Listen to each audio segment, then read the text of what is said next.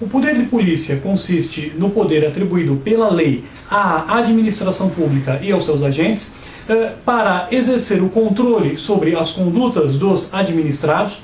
de modo a conformá-las, limitá-las aos limites previstos em lei, com vistas a atender ao interesse público. Nesse sentido, a fundamentação legal geral para o exercício do poder de polícia encontra-se no artigo 78 do Código Tributário Nacional. Como um típico poder de controle exercido pela administração pública, o poder de polícia encontra-se dividido em duas espécies, basicamente, que são o chamado poder de polícia administrativa, que é o poder de polícia, o poder de controle, que se encontra disseminado por toda a administração pública, conforme previsão legal, e que, nesse sentido, não encontra-se previsto em uma única norma, a partir da fundamentação geral prevista no artigo 78 do Código Tributário Nacional, mas encontra-se disseminado pela administração pública, previsto em diversas normas dos mais variados segmentos administrativos, de modo a possibilitar à administração pública e aos seus agentes, no desempenho de suas funções, exercer o controle sobre as condutas dos administrados, de modo a conformá-las e limitá-las aos parâmetros legais,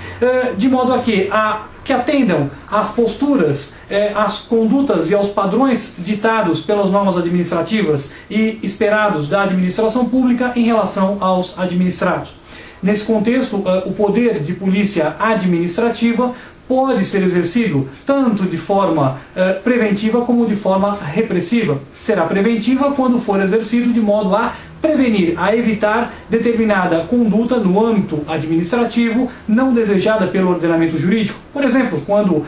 um determinado órgão da vigilância sanitária exerce uma fiscalização de rotina preventiva em relação a determinado estabelecimento comercial que comercialize alimentos, por exemplo.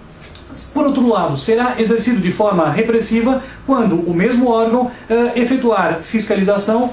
e, no exercício do efetivo poder de polícia administrativa, constatar irregularidades, quando então deverá aplicar as sanções previstas em lei. Por seu turno, o poder de polícia divide-se também em outra espécie ou modalidade, que é o chamado poder de polícia judiciária, também chamado polícia de segurança pública. Nesse contexto, o assim denominado poder de polícia judiciária ou de segurança pública, ao par da previsão geral contida no artigo 78 do Código Tributário Nacional, também encontra-se disciplinado especificamente pelo artigo 144 da Constituição Federal, que, a rigor, não trata literalmente do poder de polícia, mas sim dos órgãos que compõem a estrutura da segurança pública no Brasil, que é composta basicamente pela Polícia Federal, no âmbito de suas atribuições, como polícia marítima, de fronteiras, ferroviária e rodoviária, também das polícias estaduais, civis, militares e também dos corpos de bombeiros militares. Pois bem, o assim denominado poder de polícia judiciária ou de segurança pública, enquanto um típico poder de polícia visa, da mesma forma, exercer o controle sobre as condutas dos administrados,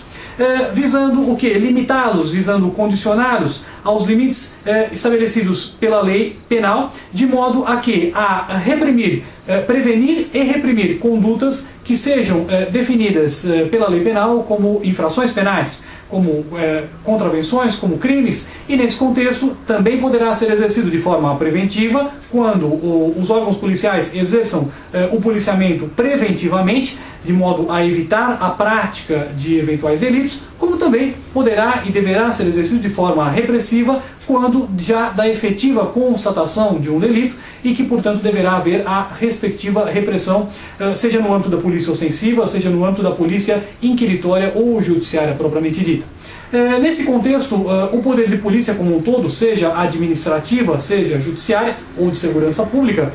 possui basicamente três qualidades ou atributos legais que o diferenciam dos demais poderes administrativos. São eles a discricionariedade. Discricionariedade consiste no fato de que o poder de polícia, seja de polícia administrativa, seja de polícia judiciária, no seu exercício, no seu desempenho, a lei confere à administração pública e aos seus agentes uma certa parcela de liberdade, uma certa margem de liberdade para, ao exercer o poder de polícia, seja administrativa, seja judiciária, realizar uma análise sumária, sucinta, sobre a conveniência e a oportunidade para praticar o ato em questão. Esta análise denomina-se mérito administrativo, de modo que, dentro dos limites oferecidos pela lei, determinados pela lei, para a prática do ato de polícia, haverá discricionariedade. Daí porque a discricionariedade é, em princípio, um atributo do poder de polícia. Da mesma forma, a autoexecutoriedade. A autoexecutoriedade consiste na qualidade, na capacidade atribuída ao poder de polícia e aos atos de polícia para serem praticados pela administração pública e pelos seus agentes que tenham competência para tanto, independentemente da existência de ordem judicial. Isso significa que a administração pública não só pode, mas deve, ela tem o poder-dever para, nas hipóteses previstas em lei, praticar de ofício os atos de polícia, seja administrativa, seja de polícia judiciária. E, em terceiro lugar, a chamada coercibilidade. A coercibilidade consiste no poder de aplicar sanções. A coercibilidade, basicamente, ela se manifesta pela possibilidade e pelo poder-dever atribuído à administração pública para, diante da constatação de uma infração capitulada em lei, poder aplicar as sanções cabíveis. A coercibilidade ela é mais notada, ela é mais visível, sobretudo no âmbito do exercício do poder de polícia administrativa. Por exemplo, como acontece com a chamada polícia de trânsito, que é uma das manifestações do poder de polícia administrativo, e que, neste caso, diante da constatação de uma infração de trânsito, o agente competente que esteja na competência e no exercício do poder de polícia administrativa poderá, de imediato e de ofício, aplicar a competente multa. Já no que diz respeito ao poder de polícia judiciária, podemos dizer que, em raríssimas exceções, poderá o agente de polícia judiciária, no exercício do poder de polícia judiciária, aplicar alguma sanção na medida em que as sanções propriamente ditas previstas no rol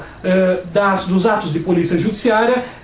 dependem, obviamente, do devido processo legal e devem ser aplicadas ao cabo do devido processo legal pelo Poder Judiciário e não pelos órgãos de polícia judiciária, de modo que a coercibilidade nesta esfera, nesta espécie de poder de polícia é menos visível do que